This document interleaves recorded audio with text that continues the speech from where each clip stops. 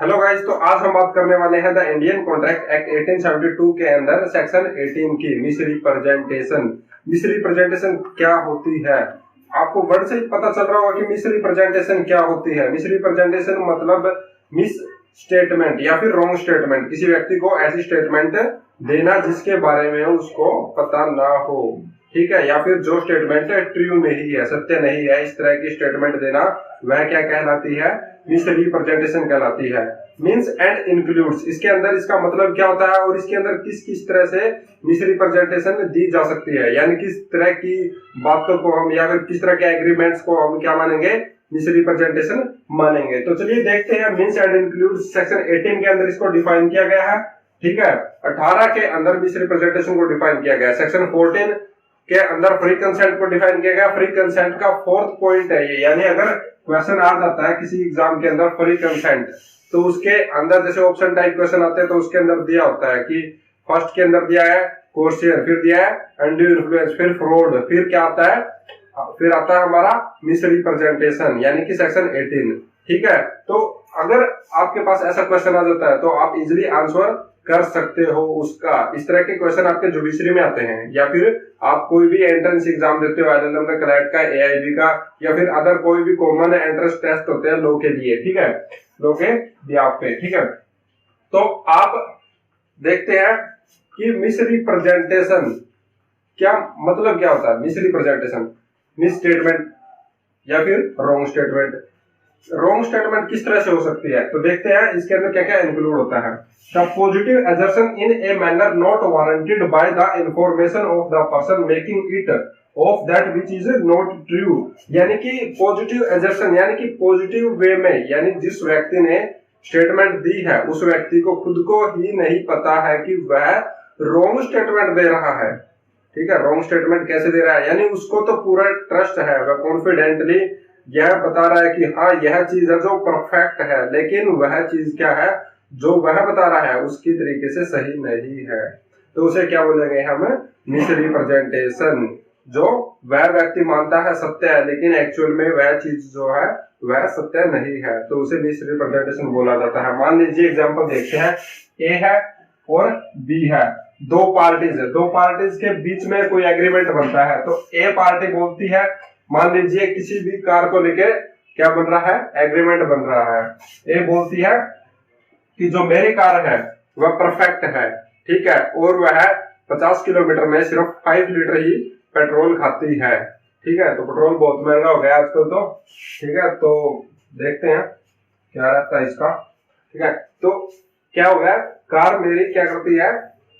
5 litre ही petrol खाती है 50 kilometre के अंदर, ठीक है। तो बी बोलता है ठीक है, आई एग्री विद यू, ठीक है, अगर आप बोलते हो तो सही होगा, आपकी जो स्टेटमेंट होगी वह ट्रू ही होगी अगर आप बता रहे हो आपने यूज किया है कार को, ठीक है।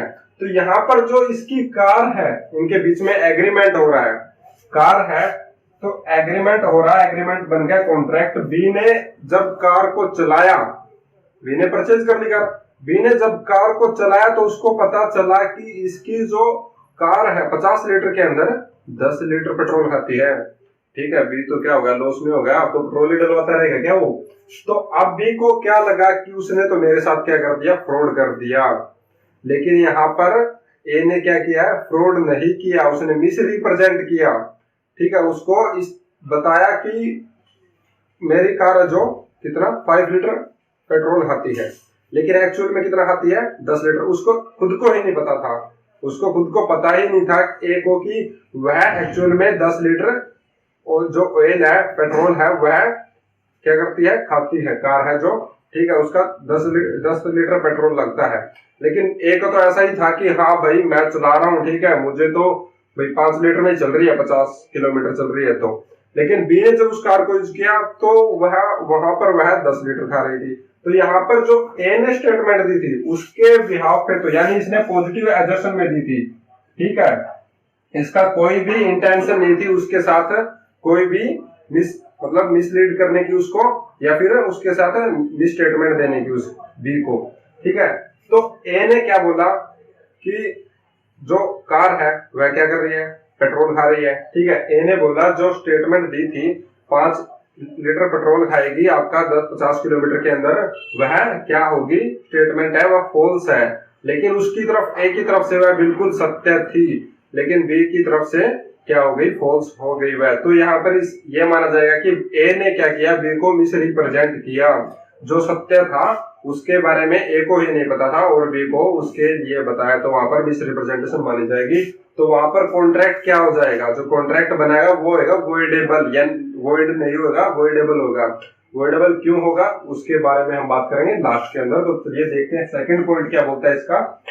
Second point, any breach of duty which without an intent to deceive, any breach of duty यानी कि कोई क्या कर देता है, ड्यूटी को ब्रीच कर देता है कोई व्यक्ति, ठीक है, without an intent to deceive, किसी धोखा न देने के, बिना किसी धोखा न देने की इंटेंशन से, ठीक है। मान लीजिए and gains an advantage of the person committing it, तो क्या करता है, गेन्स यानी advantage of the person committing it, जो करता है उससे क्या एडवांटेज लेने के लिए। मतलब कईयों को क्या होता है कि थोड़ा सी जल्दी होती है किसी काम को करने के लिए, तो वो क्या कर देते हैं कि उसको थोड़ा पहले बता देते हैं, क्योंकि जो पहले का प्रोसीजर है वो कंप्लीट नहीं हुआ है, लेकिन उसको क्या करेंगे, पहले बता देंगे। तो वहां पर क्या होगा, वो सोचते हैं कि हम इससे जल्दी एडवांटेज ले लेते हैं, लेकिन उनकी इंटेंशन फ्रॉड करने की नहीं होती है, ठीक है। तो वो क्या उसके चक्कर में क्या करते हैं, ब्रीच ऑफ ड्यूटी कर देते हैं। तो एग्जांपल दे देता हूँ मैं आपको, जैसे मान लीजिए कोई भी पार्टीज है, एक्स है और वाई है, ठीक है।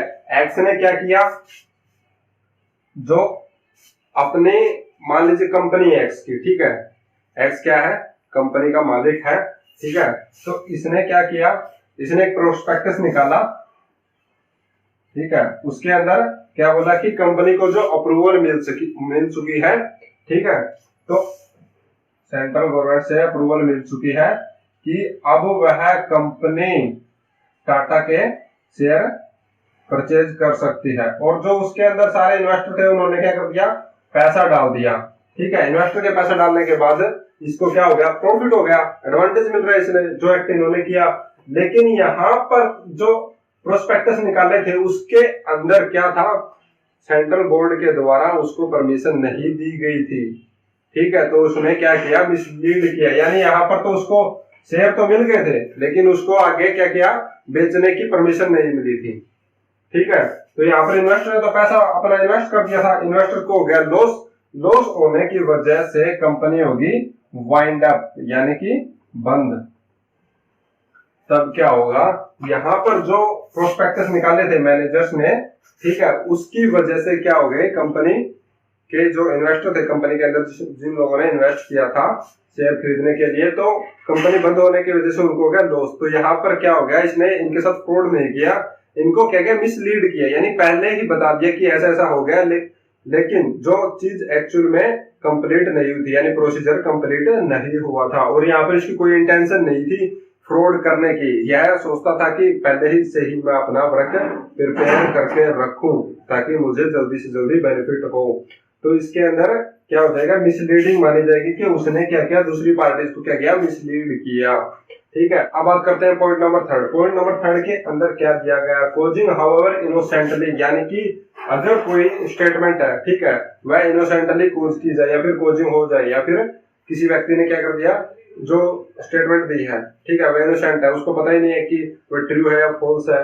A party to an agreement to make a mistake, अगर कोई पार्टी जो एग्रीमेंट बना रही है वह क्या कर दे, कोई मिस्टेक कर दे, as to the substance of the thing which is the subject matter of the agreement, उस चीज को लेकर जिस चीज के लिए क्या किया जा रहा है, कॉन्ट्रैक्ट बना, एग्रीमेंट बनाया जा रहा है, ठीक है। मान लीजिए दो पार्टीज है, ए और सी, ठीक है, इनके बीच में किस चीज के लिए एग्रीमेंट बन रहा है, मान लीजिए किसी प्लॉट को लेके एग्रीमेंट बन रहा है, प्लॉट को लेके, ठीक है, लेकिन ए को क्या है, पता ही नहीं है या प्लॉट उसका है या नहीं है, ठीक है। तो यहाँ पर जो ये ए पार्टी है वह क्या बोलती है कि यह जो प्लॉट है वह किसका है, इसका प्लॉट है, लेकिन सी क्या बोलता है कि ठीक है, अगर यह आपका प्लॉट है। तो यहाँ पर जब इनके बीच में एग्रीमेंट बन जाता है तो इसको पता चलता है कि जो प्लॉट है, इसका प्लॉट है ए का, वह यह प्लॉट नहीं है, उसका प्लॉट ये वाला है, ठीक है। तो इसको पता चलता है इसका प्लॉट ये है। तो यहाँ पर क्या हो गया, ए को क्या था, पता था, मतलब इनोसेंटली उसको विश्वास था कि उसकी कोई इंटेंशन नहीं थी यहाँ पर भी, उसको सिर्फ यह विश्वास था कि हाँ यह प्लॉट मेरा है। लेकिन एक्चुअल में क्या था, जो सब्जेक्ट मैटर के लिए, सब्जेक्ट मैटर का मतलब यहाँ पर वह कि जिस चीज के लिए एग्रीमेंट बन रहा है, यानी इस प्लॉट के लिए एग्रीमेंट बन रहा था, लेकिन इसने क्या बोला, ये प्लॉट मेरा है। तो यहाँ पर ए का जो प्लॉट था ये था, ठीक है। तो यहाँ पर क्या हो गई, मिसरिप्रेजेंटेशन हो गई। ए को, सी को पसंद था ये वाला प्लॉट, तो यहाँ पर सी क्या बोलता है कि जो आपने मुझे क्या है, जो आपने मुझे स्टेटमेंट दी है वह क्या आपकी रॉन्ग स्टेटमेंट है, ठीक है। तो यहाँ पर यह बोलता है कि आपने मेरे साथ क्या किया, फ्रॉड किया है। ए क्या बोलता है, मैंने आपके साथ फ्रॉड नहीं किया है, लेकिन मुझे पता था, मुझे पूरा ट्रस्ट था कि मेरा प्लॉट ये है। लेकिन यहाँ पर क्या हो गया, जो subject matter of the agreement, जो subject matter of the agreement था उस चीज के लेकर ही, यानी प्लॉट को लेकर ही क्या हो गई, मिस्टेक हो गई। तो तब यहाँ पर जो यह है क्या मानी जाएगी, मिसरिप्रेजेंटेशन ही मानी जाएगी, innocently. Remedies available to agreed party, यानी कि क्या रेमेडीज अवेलेबल होगी जो पार्टी एग्रीड करती है उसके लिए। Contract are voidable, first thing तो क्या है हमारे, कॉन्ट्रैक्ट क्या होगा, वॉइडेबल होगा। जो कॉन्ट्रैक्ट का नेचर होगा वह क्या हो जाएगा, वॉइडेबल हो जाएगा, अगर किसी व्यक्ति ने मिसरिप्रेजेंटेशन दी है तब, ठीक है। अब बात करते हैं कि रिसाइंड, क्या रिसाइंड मतलब कैंसिल, यानी कि जो एग्रीमेंट है, ठीक है, यानी कॉन्ट्रैक्ट है, उसे क्या किया जा सकता है, कैंसिल किया जा सकता है, ठीक है। तो जो पार्टी होगी, एग्रीड पार्टी होगी, वह उसे क्या कर सकती है, कैंसिल कर सकती है एग्रीमेंट को, ठीक है।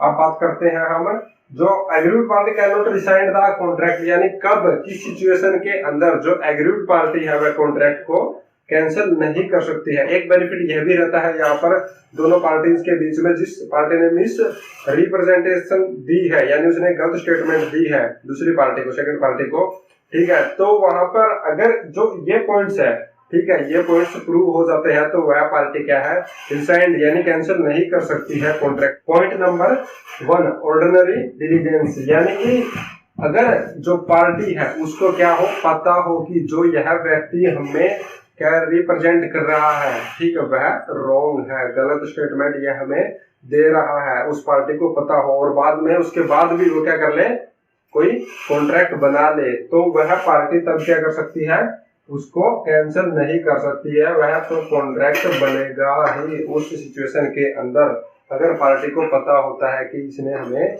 मिसरिप्रेजेंट किया है, उसके बाद भी वह कोई कॉन्ट्रैक्ट बना देती है। तो अब बात करते हैं सेकंड पॉइंट की, इग्नोरेंस ऑफ मिसरिप्रेजेंटेशन, यानी इग्नोरेंस कर दे मिसरिप्रेजेंटेशन का, यानी दो पार्टी है, ठीक है, एक्स वाई, एक्स ने क्या बोला वाई को कि जो मेरी कंपनी है उसके अंदर 100 वर्कर्स काम करते हैं, ठीक है, और टर्नओवर कितना है, 1 करोड़ का टर्नओवर है, 1 लाख एक साल का, ठीक है। तो वाई क्या बोलती है, ठीक है, मैं आपकी कंपनी के अंदर क्या इन्वेस्ट करना चाहता हूँ, ठीक है, या फिर पार्टनरशिप के अंदर आना चाहता हूँ, पर एक्चुअल में क्या है, इसकी कंपनी के अंदर 80 ही वर्क, जो 80% है एम्प्लॉइज है वही काम करते हैं, और जो टर्नओवर है कंपनी का वो 80 लाख है, ठीक है, 1 करोड़ नहीं है, ठीक है। लेकिन यहाँ पर भाई को पता चलता है कि जो इसका टर्नओवर है तो 80 लाख है, और इसने तो मुझे क्या बताया था 1 करोड़ है, लेकिन ये क्या कर देता है भाई, क्या कर देता है, इग्नोर कर देता है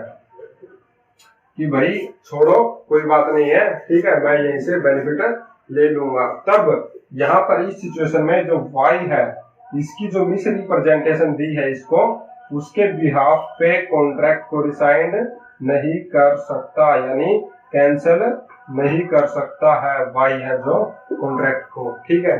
तो अब बात करते हैं पॉइंट नंबर 3 की, अवेयर टू मिसरिप्रेजेंटेशन, यानी पता हो कि मिसरिप्रेजेंट किया है उस व्यक्ति ने, ठीक है, उसको पता चल जाए, जानकारी हो, ठीक है, और वहां पर वह व्यक्ति जिसको पता चल गया है, ठीक है, दो पार्टी है मान लीजिए, ठीक है, एन और एम, एन ने क्या किया, इसको ऑफर दे दिया किसी चीज के लिए कि आप मेरे साथ पार्टनरशिप में आ जाओ, मेरी कंपनी है, ठीक है, 1 साल का बहुत पैसा कमाते हैं हम, ठीक है, उसने बोल दिया चलो मान लीजिए 10 लाख रुपए बोल दिया एन ने एम को, ठीक है, छोटी सी कंपनी है एन की, ठीक है, तो इसने बोला 10 लाख रुपए क्या है, टर्नओवर है 1 साल का, ठीक है।